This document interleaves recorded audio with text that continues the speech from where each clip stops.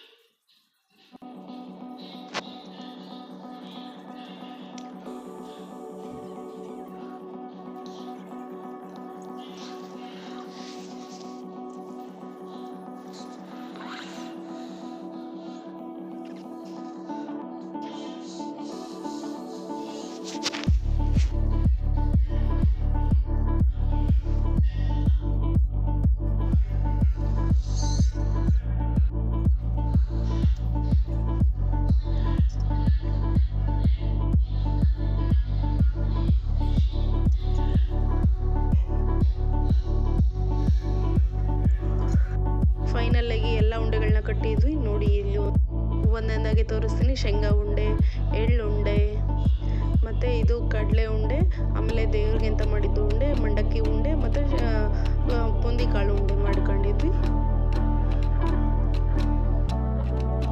ಇದು next day video ಆಗಿರುತ್ತೆ. ಪಂಚಮಿ ಹಬ್ಬದ ದಿವಸ ನೋಡಿ, ನನ್ನ ಮಕ್ಕಳಿಗೆ ಇಬ್ಬರಿಗೂ ಕಂಕಣ ಕಟ್ಟಿ ಹೊಸ ಬಟ್ಟೆ ಹಾಕಿ ರೆಡಿ ಮಾಡಿದ್ದೆ.